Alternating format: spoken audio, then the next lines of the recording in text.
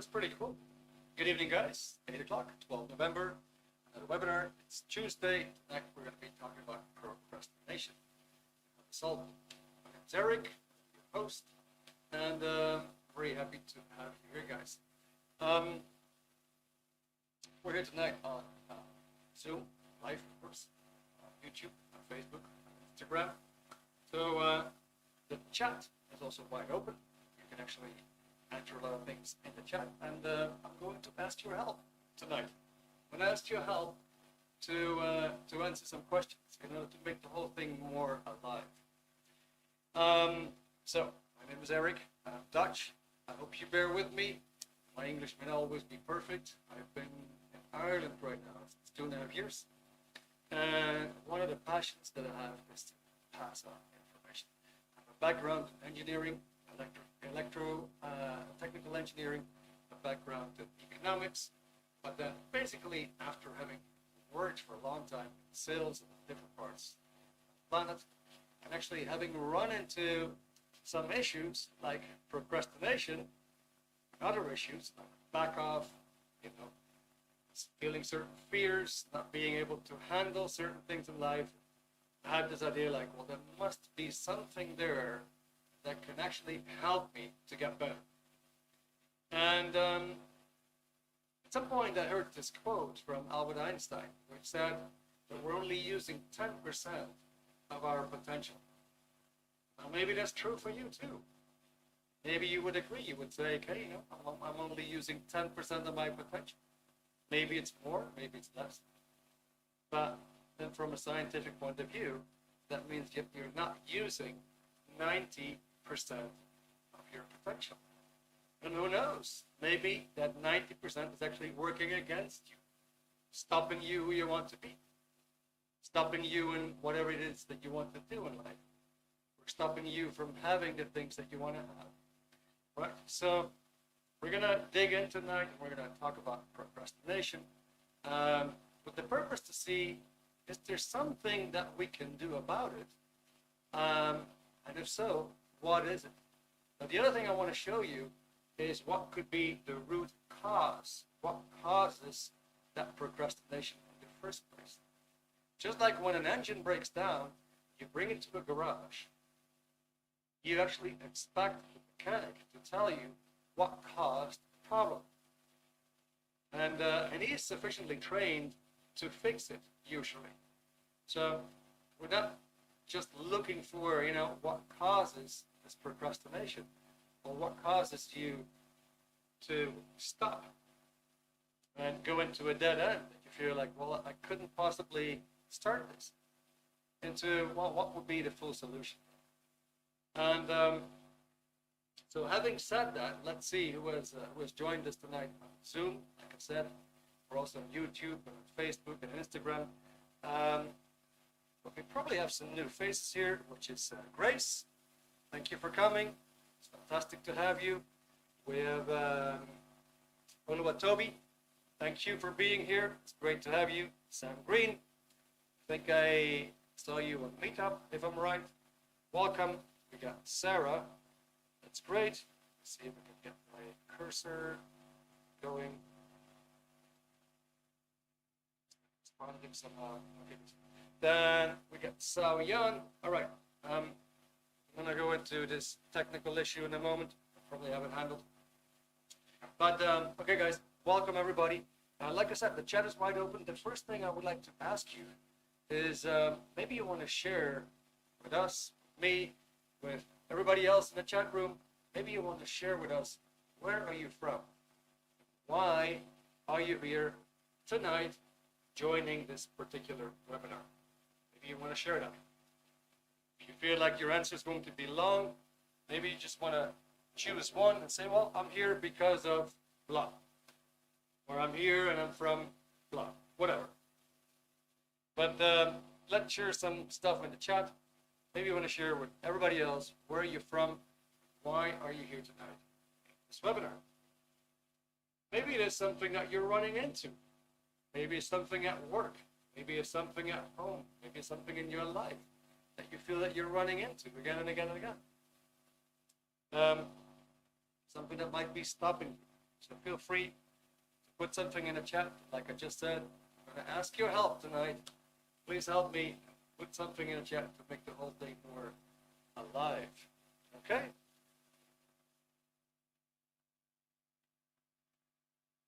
Right, so good.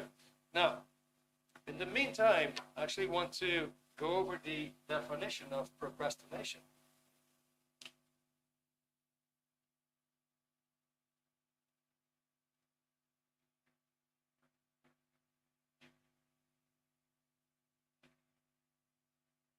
And so you notice I'm writing this in a certain way.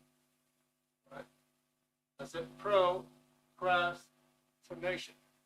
Now, pro means for. It means forward. It means something like, I'm all for it, I'm in favor of it. Favor of. Cras actually means tomorrow.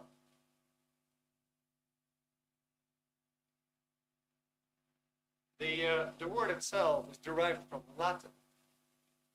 So it came into existence in the Roman era.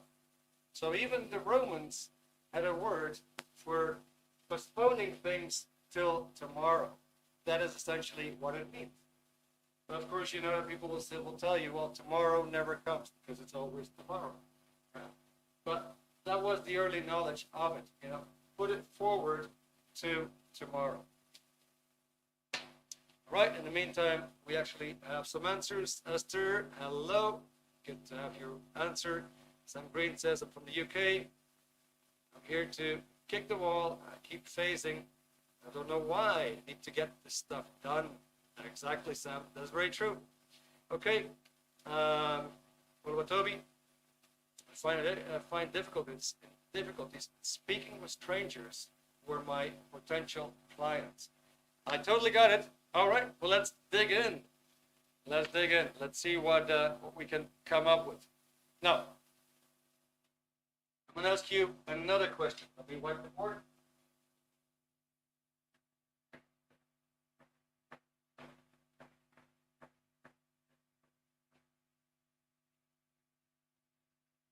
This probably will indicate to you guys, have you ever tried to control?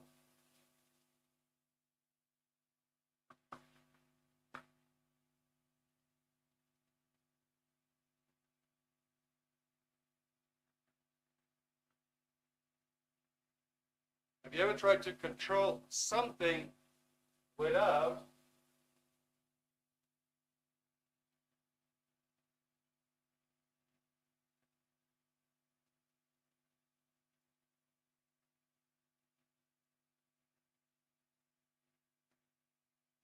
Have you ever tried to control something without sufficient knowledge?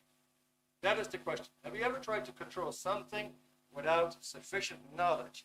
And what was the result? And I'll give you a very, very simple example. Very simple. There's a new toaster.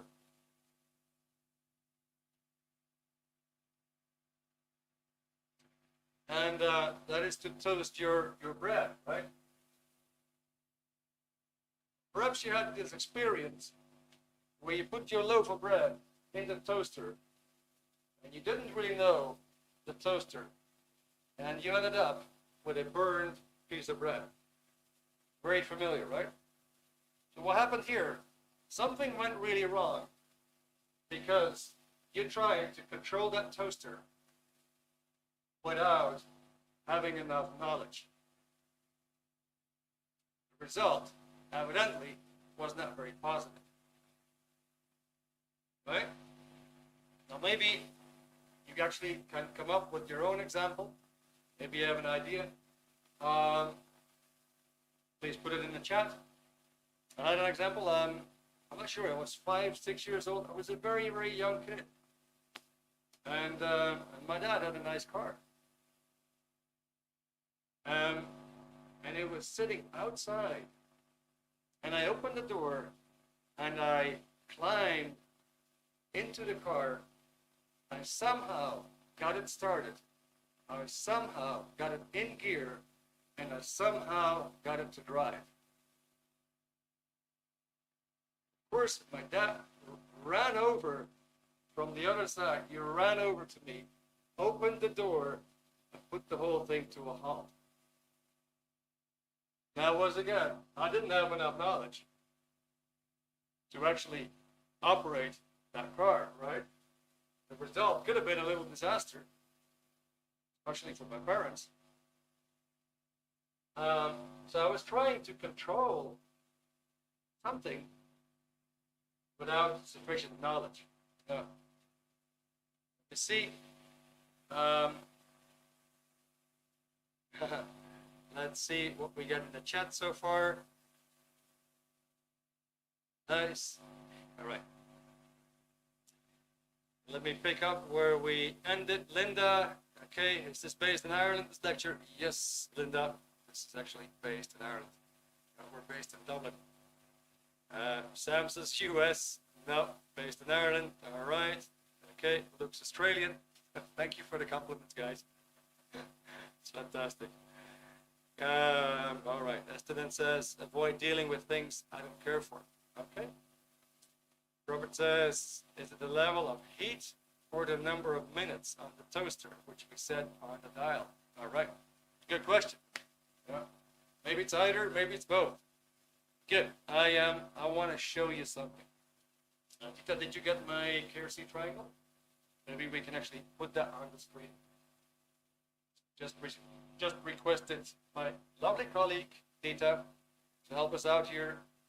Put something on the screen for you guys.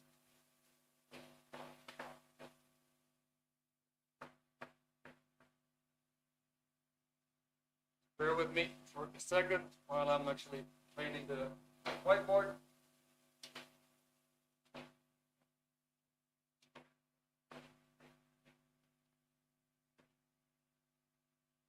All right, here we go. So, what do you see on the screen? You see a triangle. And on top of the triangle, you see knowledge. And at the bottom, you see responsibility and control. Now, the funny thing about a triangle is always that if you decrease one corner of the triangle, the other two corners will also decrease. If you increase one corner of the triangle, the other two corners will also increase. So we're going to cover this in a bit more detail. But what I'm trying to tell you is that knowledge, control, responsibility, they interact with one another. The moment that your knowledge would increase, would go up, you would automatically feel you were more in control. You would also feel that you would be more willing to be responsible or to take responsibility. The moment that you are willing to take more responsibility and learn, even if there's nothing there, but if you would just say, well, let me go in action and see what happens, you will actually gain some knowledge. And with that, you will gain some control.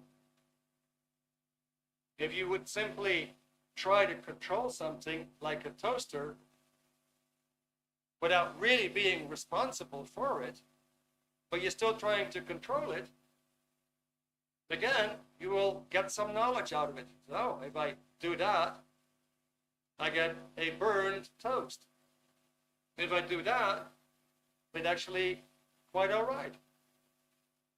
And your level of responsibility would also increase. So here's a question. Maybe it's a bit more down to earth. If I ask you the question like, well, maybe at some point you have to do a speech in front of the class. And you had this whole group of students or kids or whatever in front of you. And now imagine that you didn't really know much about the subject that you had to talk about. In other words, the knowledge was missing. And you probably felt completely out of control there. Body started shaking. Maybe you transpired. Maybe you really started to stutter. maybe you had a dry throat, all kinds of things started to happen. And at the same time, your responsibility level might have told you, get out of here. This is not going to end well. Let's not do this. So let's take a practical example. Let's say you would start a job as a waiter or a waitress. And you're starting out in a new restaurant. Let's say it's got 50 tables. You've probably seen this before. All these tables have numbers. But you don't really know on the first day how these tables are numbered. Then there's the menu. And you're, gosh, I don't know anything about this type of menu. I've never tasted this, I've never tasted that. I have no clue about this recipe, no clue about that recipe. And they give you a handheld device to take the orders and punch in the orders on the handheld device. You'd probably be in a total state of confusion. In a total state of confusion because the knowledge was totally absent. Now, were you really willing to be responsible for taking the orders with the customers? Probably not so much. Did you feel that you were in control, that you could actually handle the tasks? Probably not so much. So you see how this interacts. Now what would happen? Let's say you start to learn. Let's say you look it over and you find out how the tables are organized. Oh, you know, all right, table 7 is over there. There's a customer that's actually waiting. That's table 7. You already start to feel a little bit more in control. You might actually give it a try and say, well, you know, let me just take responsibility and walk over and find out what this customer wants. And you'll notice that your control, the ability to handle it, actually increases. So it's a bit clear how these 3 factors can interact. That's my question to you guys. We're going to go deeper into this, but is it a bit clear how these factors interact? Please use the chat. Put something in there. Say yes, no. It'll be very helpful. Once again, I'm asking you help.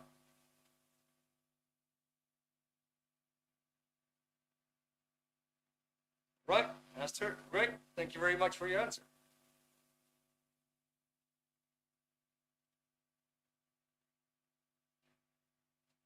Okay, good. So we're going to take the triangle away. I'm going to put it in small over here.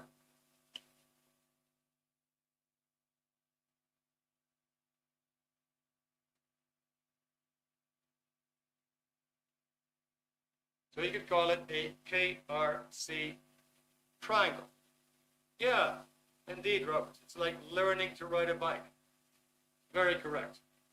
Now, have you ever felt that it was impossible to even start? I think, let me see in the chat. Or was it again? Said that. Yeah. Well, what, Toby?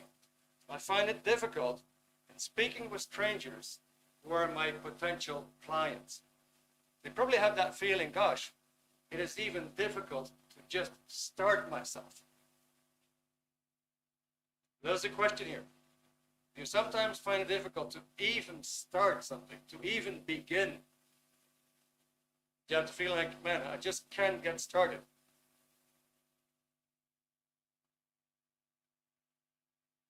Sam, say yeah. Okay, so let's see how that could actually work. Let's imagine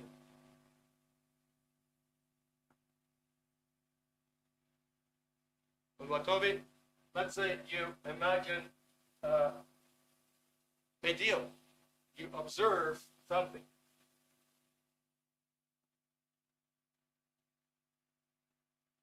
You observe something and say, yeah, that is what I want.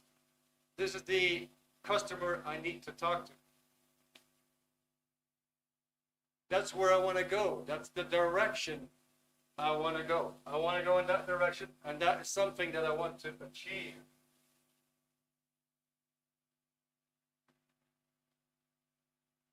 You have something in mind. If I could only achieve that, gosh, that would give me freedom, that would give me income, that would give me comfort.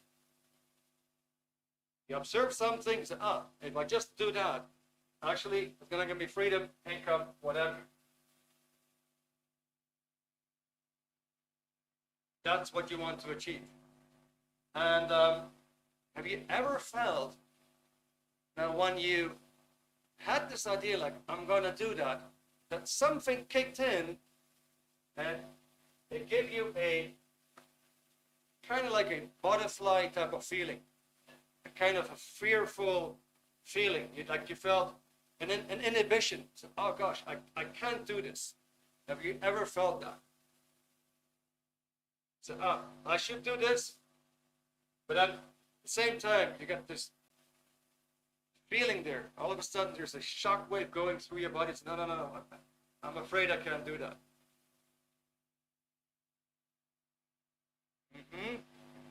Okay, Esther, yeah, exactly. When I don't have enough knowledge, it absolutely happens right there.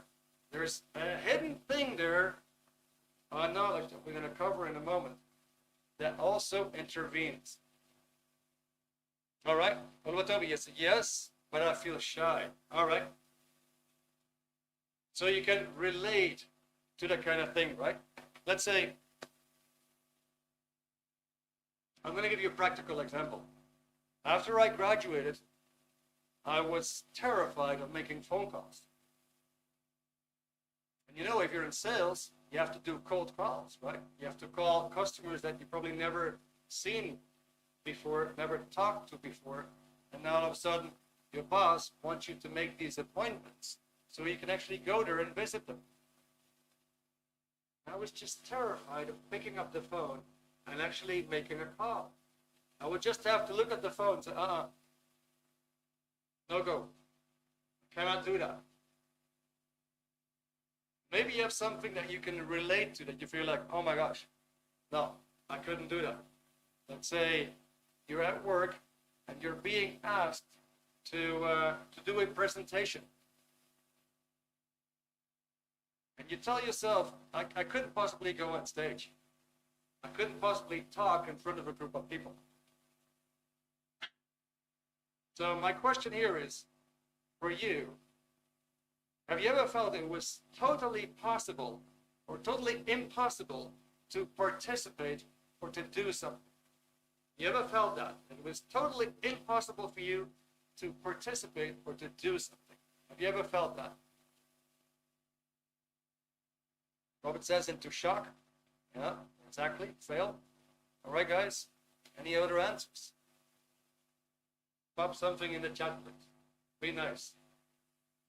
Be great to hear something from you. Have you felt that it seemed completely impossible to participate, to actually go into action, where you actually had the sensation something was seriously keeping you back, making you feel numb, afraid. You have the feeling that you simply couldn't do it. Maybe you ever had that thought like, let me talk to the boss. And the moment you want to get out of your chair, you got that sudden butterfly feeling in the stomach and say, well, he's probably very, very busy. Let me just go back to my chair. I can't do it today. Right? That's to say, okay, now I would have a hard time doing it. Okay. Now, imagine this, that we have a mind, right? This is actually a mental subject. We're dealing with the mind here. Now, your mind makes pictures.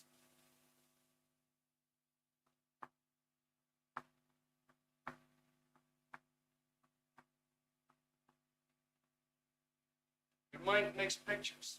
So let's say I'm asking you, what did you have for breakfast this morning? Just if you take a look quickly, you could tell what you had for breakfast. You could tell where you had your breakfast. You could tell if it was plenty, if it was small, if it was tasty, if it had lack of taste. You got all these things stored in your memories. If I would say, think about primary school, you probably get a picture. You might get a glimpse of imagination, how the classroom was. How was the building? How was the playground? You get a picture. So I would say, well, think about the living room in the house where you grew up as a kid. You could probably see the color of the floor. You could probably see where were the windows. Maybe there was a table in the room, a dresser. And you get these pictures passing by. That's your mind. Your mind records all these pictures. Okay, let's do something really funny here. Let's imagine that a person had a very bad experience with a dog.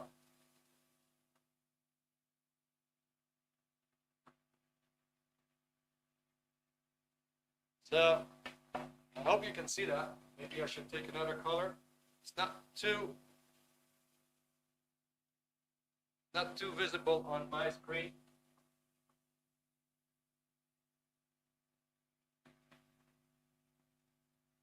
So there is a person who had a very bad experience with a dog in the past.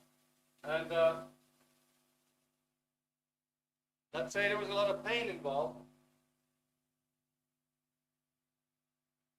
Let's say that person actually was bleeding, was like passing out, had to go to see a doctor or a hospital, had to be stitched, all kinds of needles put into the person's body, received a big syringe, a tetanus injection. In other words, was not a very, very pleasant experience. Now let's say that person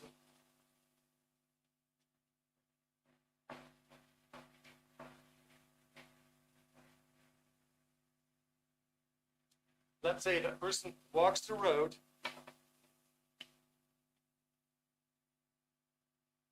in that direction. And all of a sudden, out of the corner of his eyes, he sees a dog.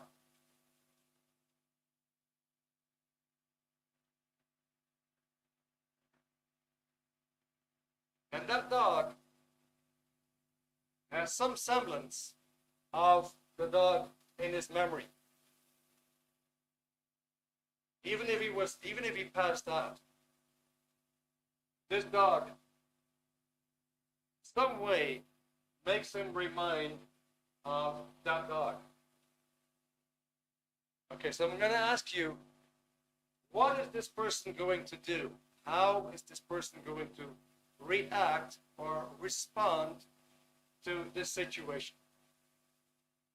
Please pop it in the chat. How is this person going to respond to that situation?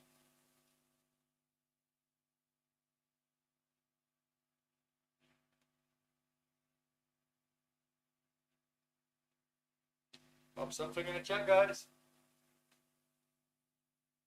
Got a bad experience in the past. Now, there's a similar dog here. What do you think is going to happen? How is he going to respond in present time?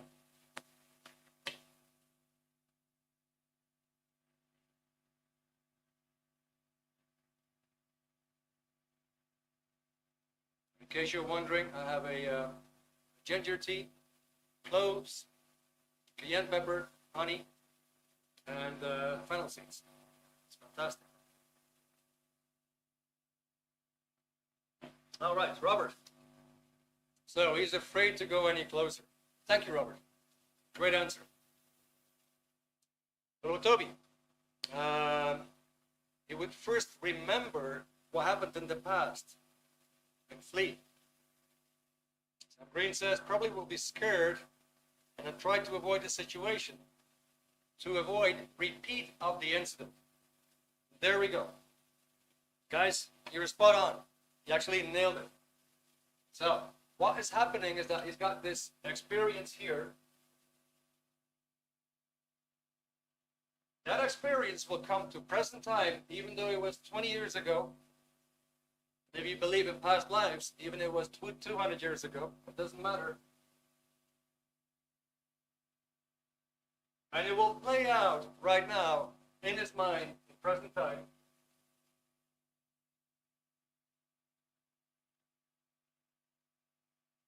The pain that was in the incident, the fear that was in the incident, becomes active again. In other words, this might be similar to these butterfly feelings. Might make him feel completely numb. Might make him feel as if he's in shock. Now, through these memories of the past that you can't really see because they're not really tangible, but it's still there nevertheless. Through these memories, he's going to actually, as if he's looking through glasses, or he's looking through a filter, he's looking through that filter at this dog. So now there's a number of things that he can do. He can flee. He can go the other way. He can succumb, right? Or he can just simply move on, find out it's a very, very pettable dog. It's a very, very friendly dog. That makes sense. That is actually how your mind works. Now, you might say, well, Erik, I don't give a damn because I'm good with dogs anyway. All right, well, let's change the dog.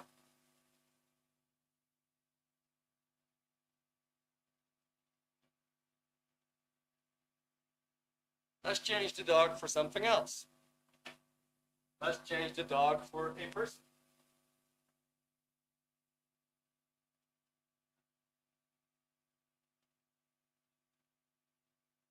Now we get a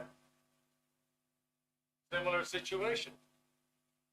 Have you ever seen a person and at first glance you had this idea, I don't like this guy. I don't know why. I simply don't like him. I don't like him. That wasn't very rational, right? So here's the thing. Imagine that you are a CPU. In other words, a central processing unit, a chip, if you will. Let's say you are a computer and there is information here. In other words, knowledge.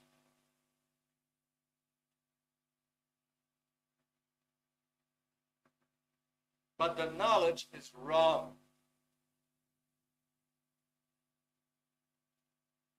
The knowledge, for example, here tells you dogs bite.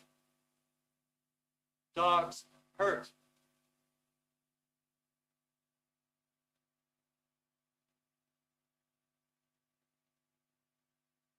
Dogs are painful.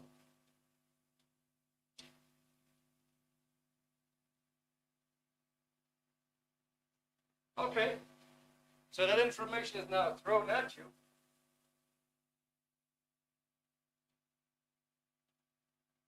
That information is right here. And you're actually trying to observe. So let's go back to that picture that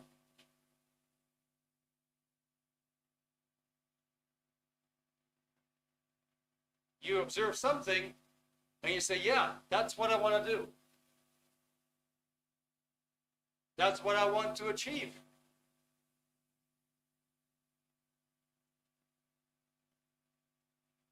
That's what I should do because that will actually help me to become successful in life. I should actually move in that direction. Now, maybe you do not have enough knowledge about it.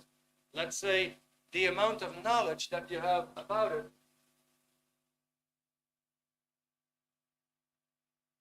is this much.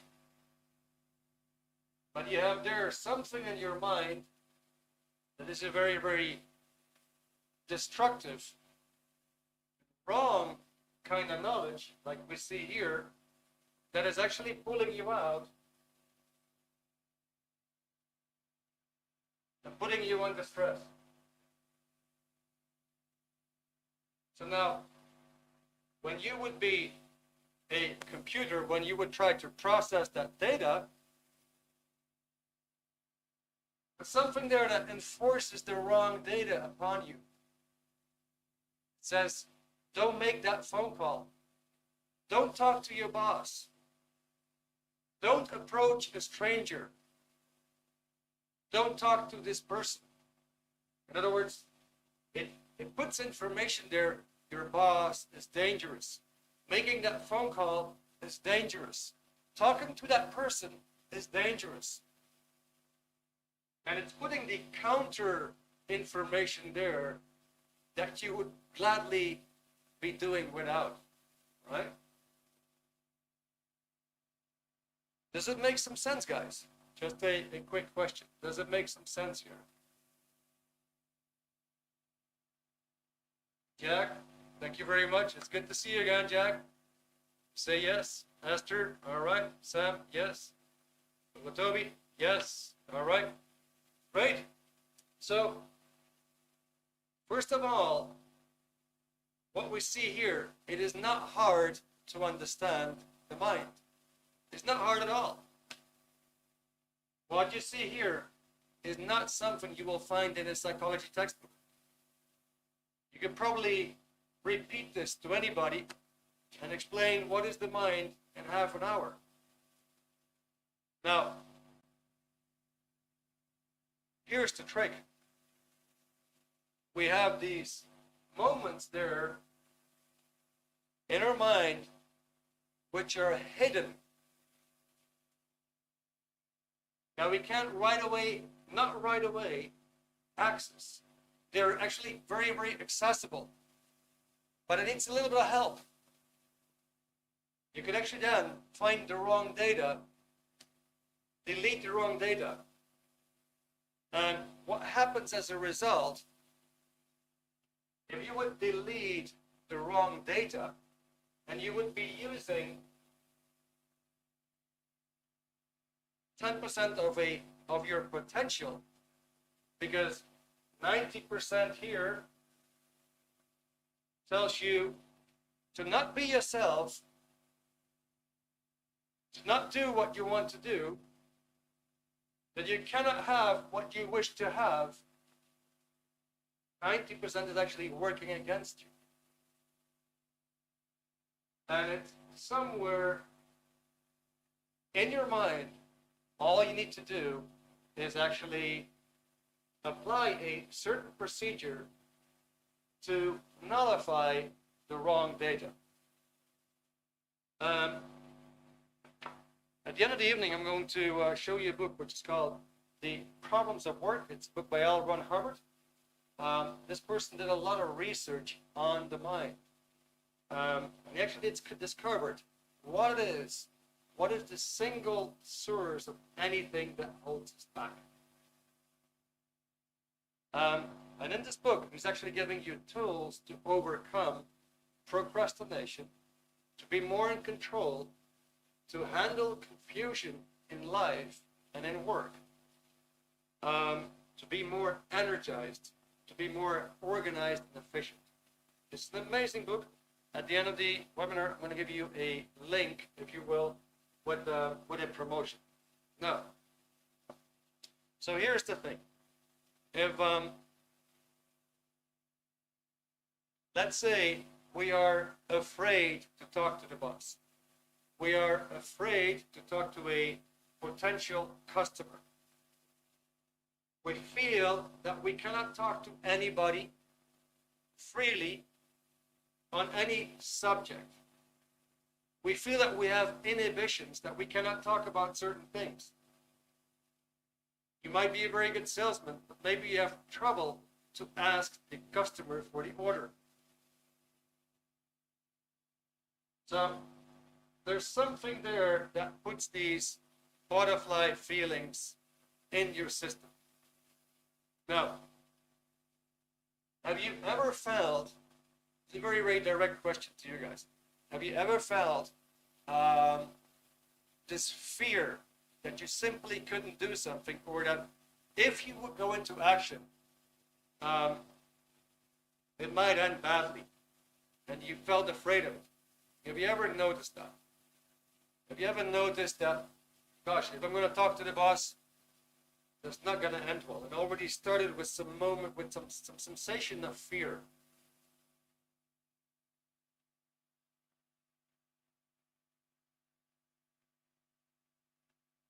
Esther Waltz, yes. Okay, good.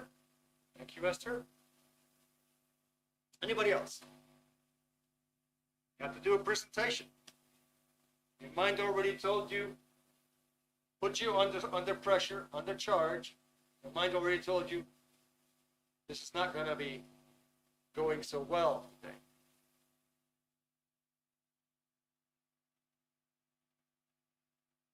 Good. Okay, guys. Now, so what I just wanted to show to you is procrastination. When you postpone something, you're doing that out of fear. This is fear. That is fear in your system. It can be a very, very light fear, and it can be a very intense fear. And if you really feel an intense fear, you're going to smell it too under your armpits. You're going to notice that, let's say if it were for a speech, it totally takes over and it controls your body. You're trying to say something, but you cannot keep the paper still. Your legs will be a bit shaky. In other words, there's something there that has a negative effect, a negative influence over you, and it's a negative control. That's the 90% that you're not using. Okay, so I'm going to show you something quickly.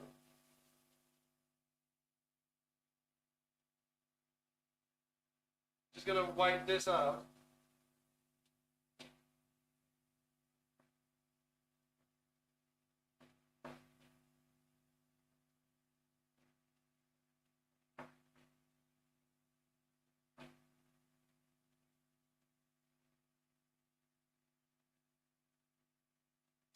Let's draw that mind again, these pictures.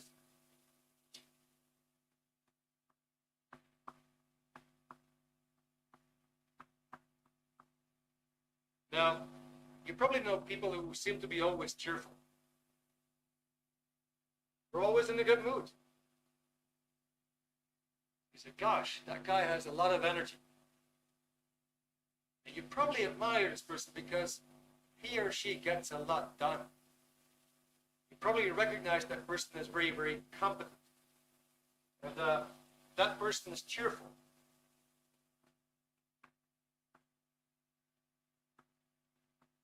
He is also cheerful because he's actually achieving his goals.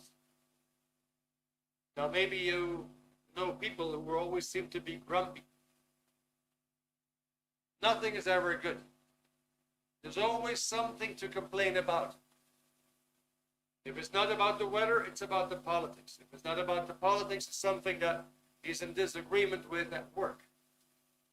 If it's not the boss, it's the policies.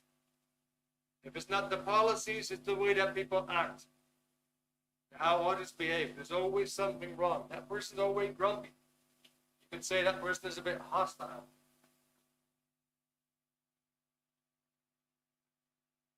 Now,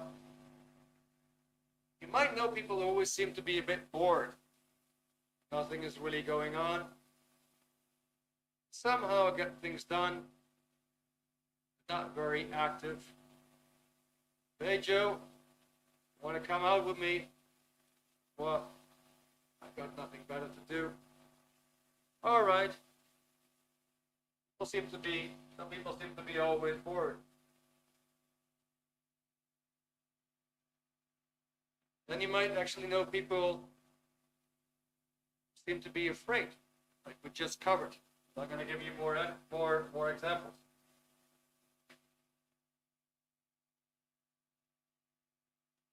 But it's very hard to get started with things.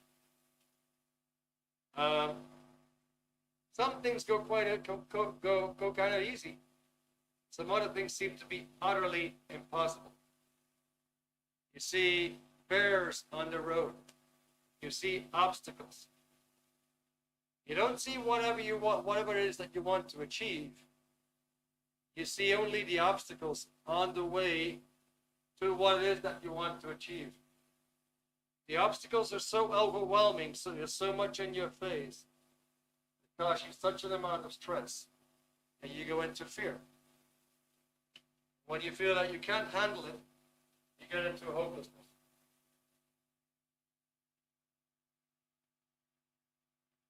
In other words, apathy. Now, what we have here is a scale of emotions.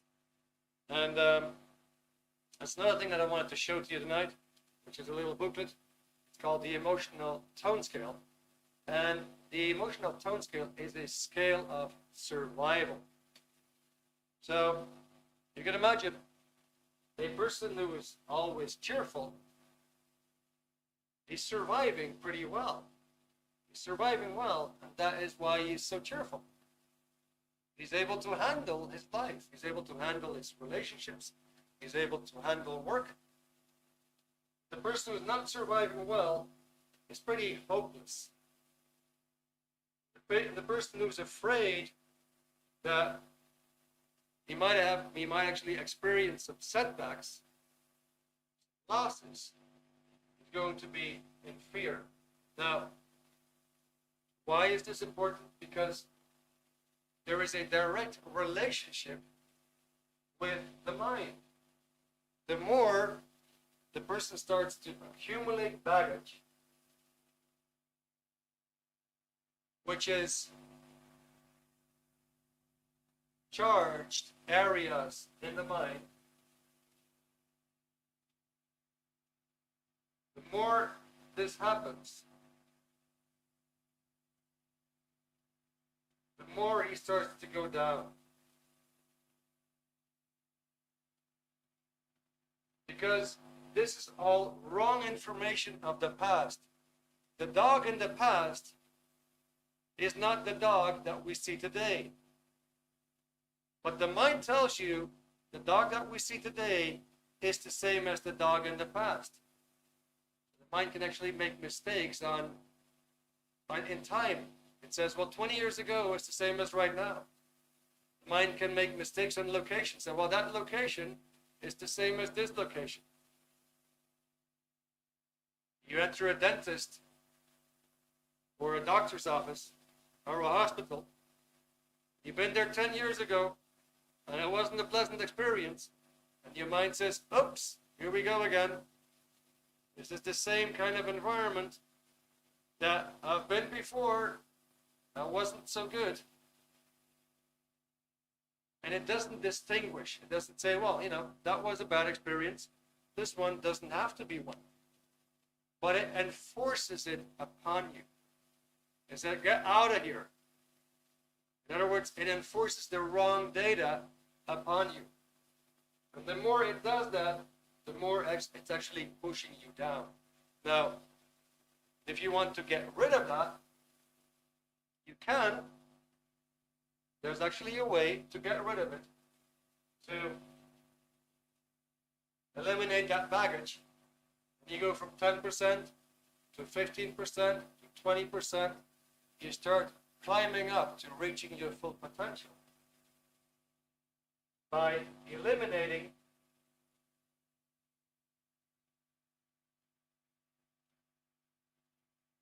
the charge and the wrong answers that you have in your mind. Now, this is, of course, very, very, very theoretical. It probably sounds very theoretical for you, I should say. it is actually very, very applicable, very practical, very achievable.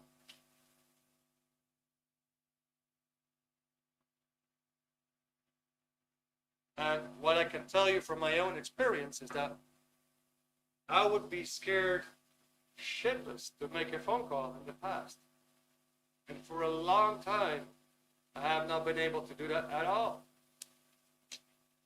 And by practical application of cleaning up whatever was there in wrong answers, I was then able to actually fully enjoy being on the phone every day without any concern. Not to boast, just to give you an example that it is possible. All right? So, when you take the negative answers away, you will actually move up to cheerfulness. And what happens? You start to see the correct information, which is you start to see the correct knowledge. Remember the KRC triangle? Now we're going to go back.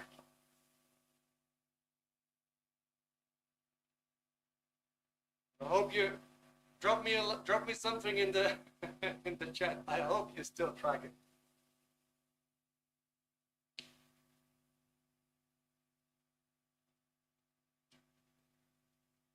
Just let me know if you're still tracking. That'd be lovely.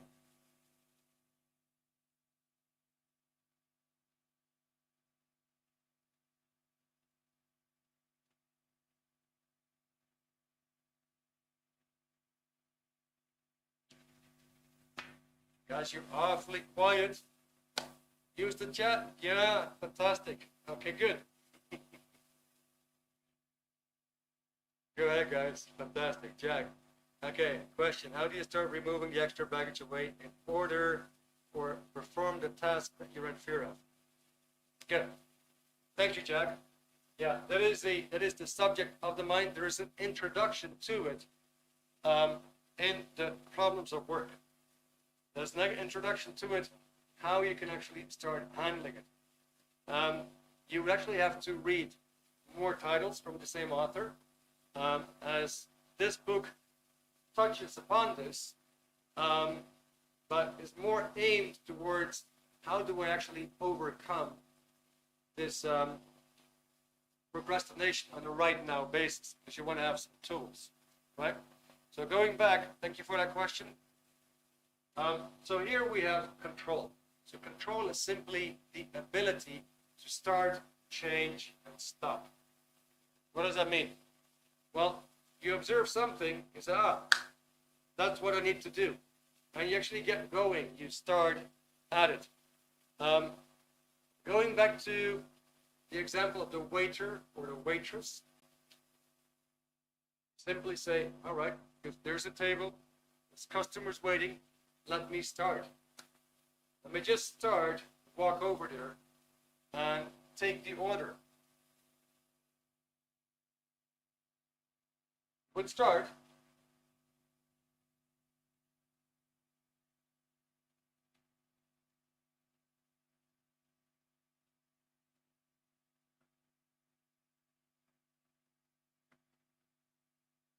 You would change and you would stop.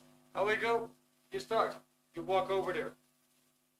You go through all the motions. You take the order. You process the order.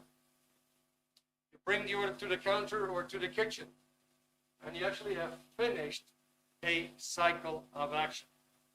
You want to know more about how is that handled? How can you be more efficient? How can you get more things done?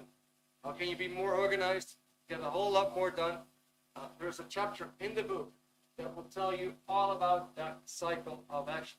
Start, change, stop. That will be control.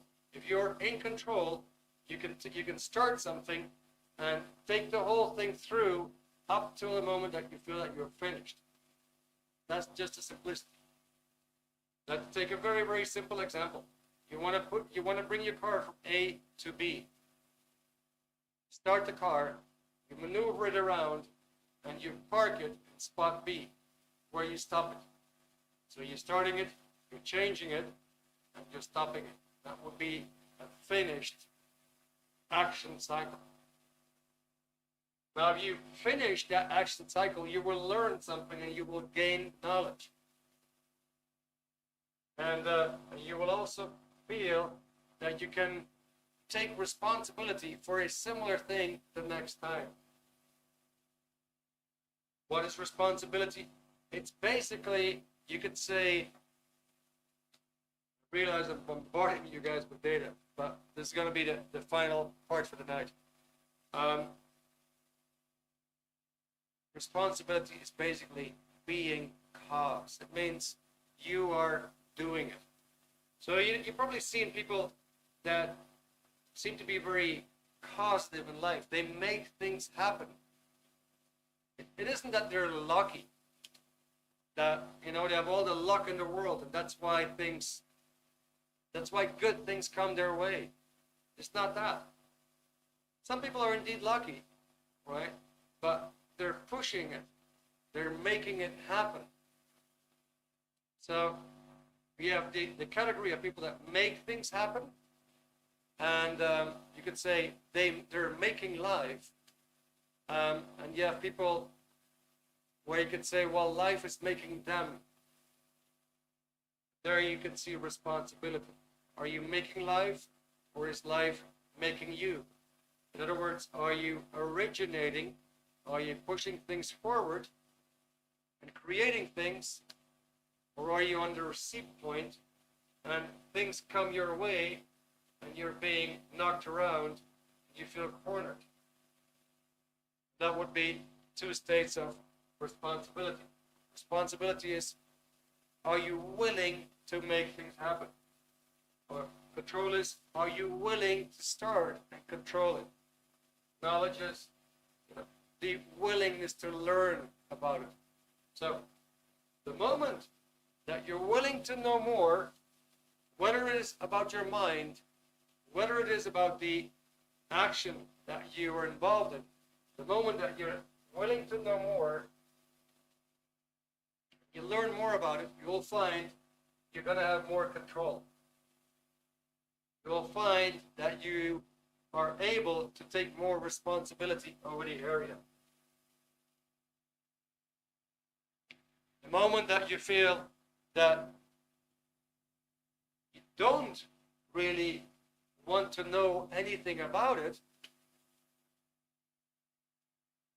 because it's not your thing, then you feel you have no control. You also feel that you do not want to be responsible. Likewise, if you don't want to go into action, you will not learn. You will not get to know anything. And again, you will feel that it's very hard to be responsible over the area. Now, so what I'm trying to get across today is that you have probably heard this quote from Albert Einstein. We're only using 10% of our potential. How would it be if that 90% actually works against you? Keeps you from being who you want to be. Keeps you from doing what you want to do. Keeps you from having what you really want to have in life. 90% is working against you. Now, if you don't do anything, that will just remain the same for the rest of your life, or even get worse. In other words, what I'm trying to tell you, if you don't do anything, it's just going to be worse. It's not going to improve. That 10% will probably drop to 9%, 8%, whatever. Same time, I'm telling you, well, actually, there is a solution. You can actually develop your 90%. So there's two things to look at. Do I want to develop that 90%? Whatever it is that holds me back, I need to know what it is, what holds me back, and actually handle that. I can tell you, The information is available. What I want to introduce to you tonight is this book here, The Problems of Work. And that will give you a number of chapters. There's a chapter of how do you actually fully handle confusion in your life. You have confusions at work, confusion in your relationships. How do you handle the confusion? Now, another chapter is what is the most fundamental law of work and living? What is the most fundamental law of work and living? You'll find it in chapter 2. You also find the full story on what is control. How do you actually turn bad control into good control? Next one is by what rules do we play life, the game of life? What is the secret of efficiency? What are the most fundamental elements of life itself, which actually comprises understanding? In other words, here we go into how can you understand life way better? How can you understand people way better? How can you understand yourself way better? The final chapter is how do you handle tiredness, exhaustion? At the end of the day, you feel tired, you feel exhausted. How do you actually regain the energy of youth? You'll find all that in the book and more. And what I want to toss in as a bonus is the emotional tone scale booklet. And it's a lovely booklet because you are somewhere on that scale, and you know other people who are somewhere on that scale. And it's good to know how you behave and how the other person behaves, and how you can actually get up on the scale itself. You will see, you will actually find pictures. You will see, for example, in the booklet, pictures of what kind of emotions are there. There is a full scale with detailed emotions. And in the back, you can actually see how a person behaves. You can tell the value of that person as your friend. You can tell how will that person handle the truth. You can tell what is the medical condition that person is in. It gives you 24 different characteristics. All right? We put it together as a promo for you to basically have some tools to immediately be more successful in life. It gives you tools. Like you consider it as a toolbox. A carpenter got a saw, screwdriver, hammer, right? He's got his tools. So for life, we need tools as well. The only reason we don't do well in life is that we're missing and lacking the knowledge, the tools. Okay, guys, so it's just past 9 o'clock. Did I can ask you, did you already put the link, or is it coming up now?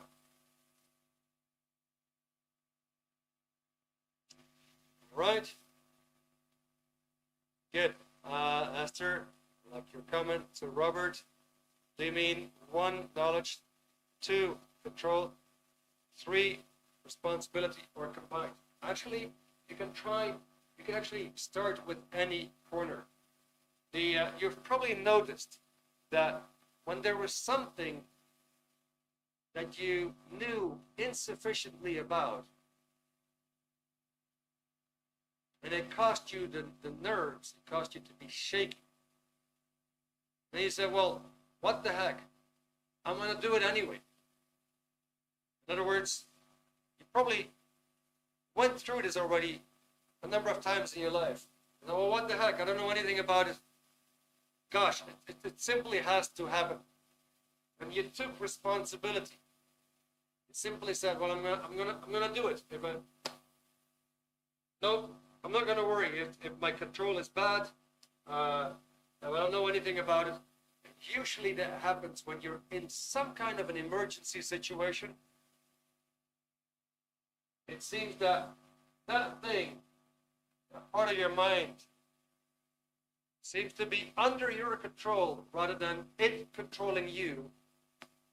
And you overcome the negative data, and all of a sudden you're able to do something. So you're able to take any point of the triangle. Obviously, what we want to do is to bring you in charge of the mind and not the mind in charge of you. You are the decision maker. Your mind is simply giving you data. But if your mind enforces you wrong data, then you are a very bad decision maker. You can actually stop yourself. So, the whole purpose is to bring you up on the scale where you are fully in control of your own answers. The moment that you get more and more in control, the answers are going to be more on what is happening in your direct environment without the intervention of the wrong data pushing itself upon you. I hope that answers your question a bit. Any other question, guys?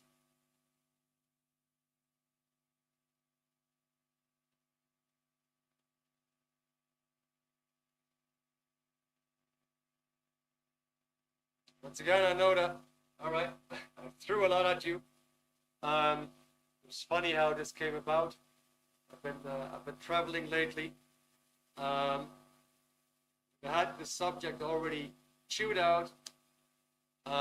Very last minute, there were some changes of ideas. Say, Eric, why don't you do this? And we offered that tonight. And okay, good. Well, that means actually I have to tell more.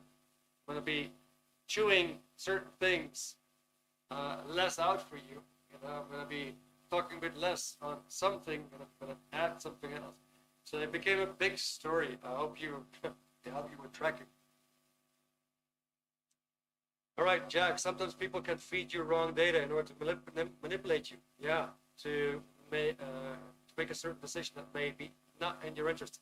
Yeah, very true. Look at politics today. Look at whatever is going on the planet. One thing to realize is that there is a lot of false information. There's a lot of false data out there. But the key thing to realize is that you are carrying false data with you. You are actually carrying false data in your mind that reduces your power. That makes you think, oh, I'm not good enough. I cannot do this. That thing makes me panic. I'm afraid to do this. All that data is false. It is entirely false. However, you operate on that data. Because that data is running on full automatic. You cannot shake it. Unless you start to get more information, you start to find out how it works, you will start to get realizations. Then there's also a practical method to eliminate false data that you have about yourself, so you can actually expand as an individual. Be more confident, be more competent. Well, Toby, I believe I've been able to learn a lot tonight. Thanks so much. All right. Well, that's great. Guys, I have a question. We actually want to do a course which comes with a book, and we're about to launch it. I just want to do a little poll, a little survey with you guys. We want to do a course that comes with a book. It's very affordable. These are 3 lessons by means of webinars on a Wednesday evening. And it will actually be about the mind. And the title is The Mind Explained. We're going to go make a deep dive into that subject. So that basically in 3.5 hours, 3 different webinars, you get the full understanding of what is the mind, how does it work, what is the exact thing that holds you back, that limits your potential, and how can you fully get it back. My question to you guys is, would you be interested in such a mini-series, 3 nights of webinars? To tell you already up front, the price would be €20. It would come with a book. It would be a 3 nights webinars explaining all there is that you need to know in order to start your path on reaching your full potential. Just a little poll here, a little survey here. Would you like to know more about this? Please pop that in the chat as a final answer before we end off tonight. Esther, okay, all right, you live in the USA, you're interested, perhaps? Yeah, it's a bit early for you, but not too much, I guess. What is it? It's like 2, 3, 4 o'clock. Anybody else?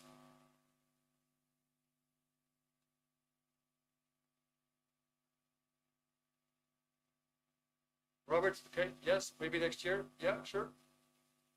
Jack, all right, might be interested. Nice, okay.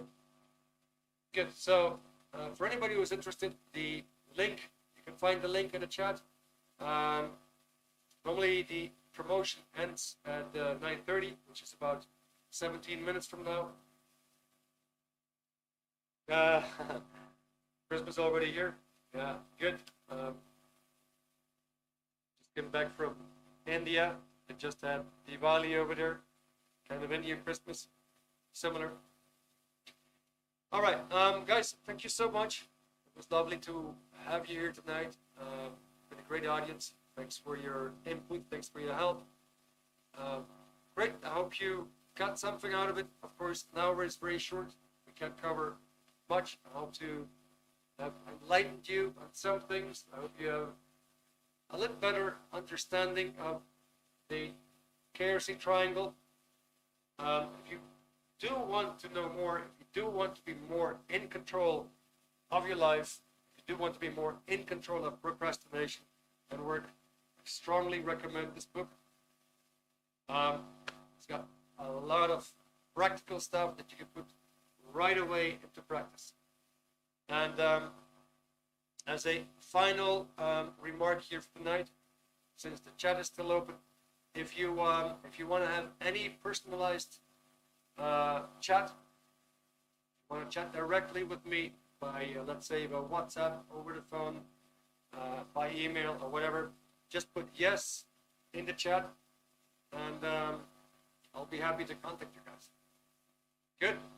So that was it. We're running way over time. Thank you so much. It's been great. I wish you a very great rest of your day, rest of your evening. I hope to see you again soon. See you next time.